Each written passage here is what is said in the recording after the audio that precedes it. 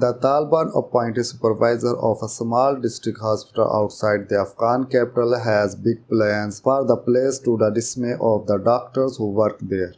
Mohammad Javed Ahmadi was asked by his supervisor fresh off the fields of battle from a war that has spent most of his life what kind of jobs he could do. On offer were positions in an array of ministries and institutions now under the Taliban power following the August takeover and the collapse of the former government. He said it was Ahmadi's dreams to be a doctor. Poverty had kept him from gaining admission to medical school. He chose the health sector soon after the Mir Bachakot District Hospital just outside of Kabul became his responsibility. If someone with most experience can take his position, it would be better.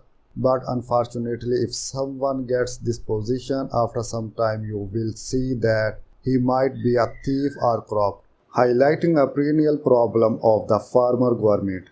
It's a job Ahmadi takes very seriously, but he and the other health workers in the 20 beds hospital rarely see eye to eye. Doctors are demanding overdue salary payments and critical shortage of medicine, fuel, and food. And the first priority is to build a mosque inside the hospital quarters, segregate staff by gender, and encouraging them to pray. The rest will follow according to the will of God, he tells them. The drama in Mir Bachakot is playing out across Afghanistan health centers since the Taliban takeover. With power changing hands overnight, health workers have had to contend with the difficult adjustment.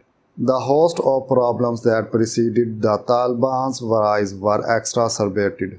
The US froze Afghan assets in American accounts shortly after the takeover in line with international sanctions crippling Afghanistan banking sector. International Monetary Organization that once funded 75% of state expenditure paused disbursement, precipitating an economic crisis in the aid-dependent nation. The Taliban Deputy Health Minister Abdul Bari Umar said, "Health is actually affected. World Bank allocation funded 2,330 out of Afghanistan 3,800 medical facilities, including the salaries of health workers. Wages had been unpaid for months before the government collapsed." Abdul Bari Umar said, "This is the biggest challenge for us. When we came here, there was no money left. There is no salary for staff, no food, no fuel for ambulance and other machines. There is no machine for hospital. We try to find some from Qatar, Bahrain, Saudi Arabia, Pakistan, but it's not enough." In Mir Bachakot, doctors have not been paid in 5 months. Disheartened staff continues to attend to up to 400 patients a day who come from the neighboring 6 districts. Some have general complaints or a heart condition. Others bring sick babies. Dr. Gulnazar said, "What can we do? If we don't want to come here, there's no other jobs for us. If there was another job nobody can pay us, it's better to stay here." Ahmadi said, "We are Muslim and we have 32 staff members and for them we need a masjid." He added that there are many benefits. Relatives can stay with 6 patients overnight sleeping in masjid as the hospital lacks extra beds especially during the winter months, and this is what is needed the most. Dr. Najla Qiyumi looked on confused. She too has not been paid in months and routinely complains for medicine shortage in the maternity ward. They have no pain medication for expectant mothers. The pharmacy is stocked only with the analgesic and some antibiotics. Ahmadi said it was the responsibility of non-governmental organizations to resume their aid program to finance these shortages. The money for the masjid will come from local donations. His arrival ushered in other sweeping changes.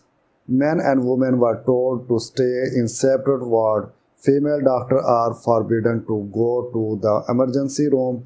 Ahmadi ordered them to wear a head covering and focus on female patients. "We can't go to the other side of the hospital," Dr. Ilaha Ibrahimi said. "Woman is woman, man is man." Due to shortages, doctor advised patients to find medications elsewhere and returns. and sees his job to particularly ensure that never happen again, echoing the Taliban broader aims for the nation. Ibrahimi said doctors are routinely lambasted by anger patients, most of whom can't afford to pay for the life-saving medicines. All of them fight with us. Staff working the night shift say there is no food. Ahmadi by contrast said his dreams were finally coming true.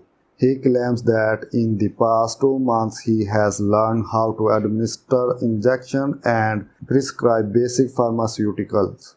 I know the names of the medicine needed for different conditions, he said proudly. Recently, after a car accident, he was on the scene to provide an injection for painkillers. MD still dreams of being a doctor and like the health workers and supervisors hope the money comes through somehow.